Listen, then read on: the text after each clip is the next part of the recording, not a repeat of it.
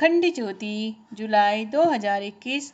शीर्षक है पर्यावरण के प्रति समर्पण। अपनी रक्षा के लिए हम तो केवल ईश्वर की आराधना मात्र ही कर सकते हैं, ताकि हमारा शरीर बाहरी और आंतरिक रूप से स्वस्थ रहे। जब शरीर स्वस्थ रहेगा तभी आराधना पूर्ण होगी। हमारे शरीर के स्वस्थ होने के पीछे सारा खेल ऊर्जा का है। ऐसा इसलिए क्योंकि इस ऊर्जा से ही हमें अग्नि मिलती है। अग्नि सृष्टि के आदि काल में उत्पन्न हुई थी। वही अग्नि अब भिन्न भिन्न रूपों में चारों ओर फैलकर हमारे शरीर में ऊर्जा का उत्पादन कर रही है। रामचरितमानस में हमने पढ़ा या सुना होगा कि रावण के पुत्र मेघनाद के बाण से जब लक्ष्मण मूर्छित हो जाते हैं तो उनकी मूर्छा भंग करने के लिए हनुमान जी पर्वत समेत संजीवनी लेकर आते हैं।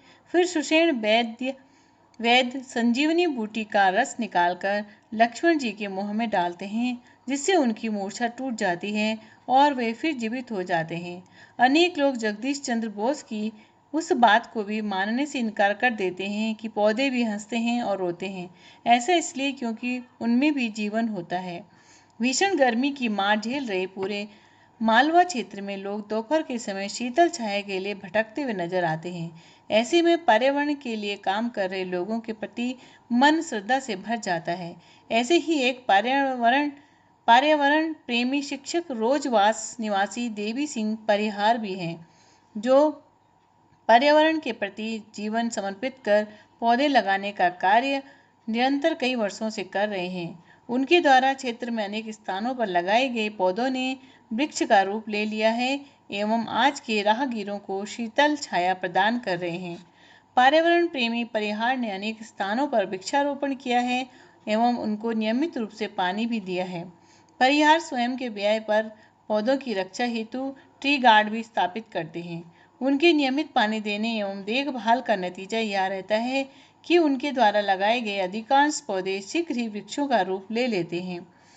पर्यावरण प्रेमी परिहार स्वयं तो पौधे लगाते ही हैं, साथ ही वे पर्यावरण जागरूकता हेतु विभिन्न संस्थानों में पौधे भी वितरित करते हैं।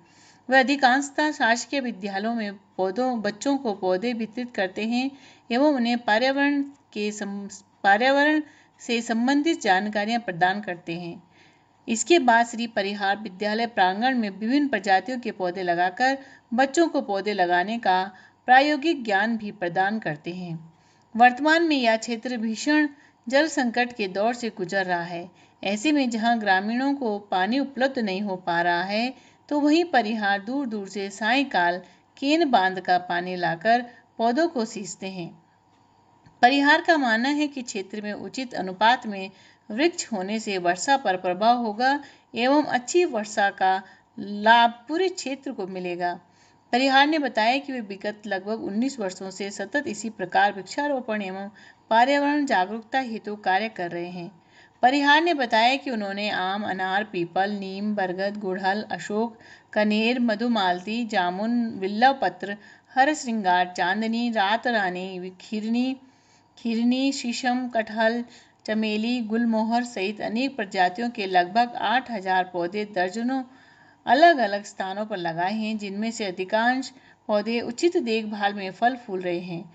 परिहार पर्यावरण में रुचि रखने वाले लोगों को पौधे भी उपलब्ध करवाते हैं एवं उनकी इस मेहनत से दर्जन भर से अधिक लोगों ने पर्यावरण के प्रति विशेष जागरूकता भी देखने को मिल रही है। परिहार पर्यावरण जागरूकता हेतु विभिन्न फलों के बीजों को वर्ष भर एकत्रित कर वर्षा ऋतु के दौरान किसी भी निर्जन पड़े स्थान पर डाल देने से पौधों के रूप लेने के बारे में भी लोगों को समझाते हुए बताते हैं कि आम, नीम, आंवला, पपीता, चीकू, सीताफल, मौसमी, कटहल आदि के बीज सहेजकर उन्हें वर्षा ऋतु में पौधों का रूप दिया जा सकता है। हम प्रयोग कर सकते हैं कि यदि कोई संवेदनशील व्यक्ति किसी पेड़ के नीचे खड़े होकर इतना भर कह दे कि कल मैं इस पेड़ को काटने वाला हूं, तो वह शख्स यह महसूस कर सकता है कि वह पेड़ कुबलाने लगा है।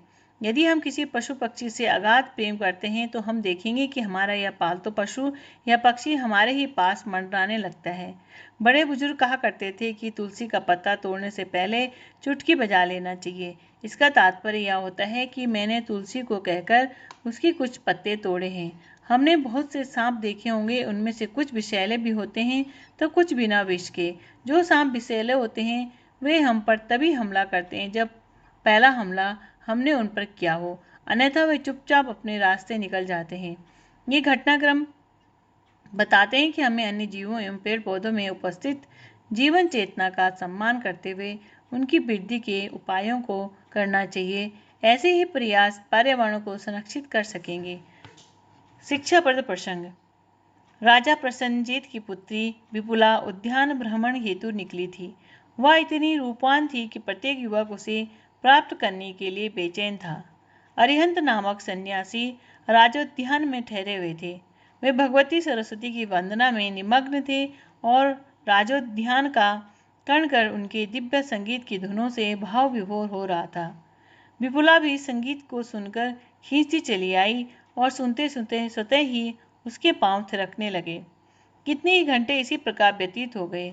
आकर्षित होकर विपुला ने गले में पड़ी माला उतारकर अरिहंत के गले में डाल दी। अरिहंत, जो अब तक भक्ति रस में डूबकर चेतना शून्य थे, उन्होंने गले में माला पड़ते ही अपनी आंखें खोली। सारा घटनाक्रम का भान होते ही उन्होंने गले में पड़ी माला उतारकर राजकुमारी को वापस कर दी। महाराज और महारानी को पूर्ण घटनाक्रम ज्ञान हुआ तो वे राजोद्यान पहुंचे और वहां पहुंचकर अरिहंत से बोले, सौभाग्य की बात है कि विपुला ने आपका वरण किया है। आप राजकुमारी से विवाह करें और आधे राज्य के भी स्वामी बने। अरिहंत करबद्ध होकर राजा प्रसन्नजीत से बोले, राजन, एक सन्यासी होने के नाते मैं तो पहले ही प्रभु के प्रेम में पड़ चुका हूँ। अब तो यह जीवन उन्हीं की साधना और उन्हीं की तपश्चर्या के लिए समर्पित है। राजकुमारी ने यह वचन सुनकर निश्चय किया कि भले ही उसका विवाह अरिहंत के साथ ना हो, पर वह भक्ति के आदर्शों पर ही जीवन व्यतीत करेगी। वासना पर भक्ति की विजय हुई।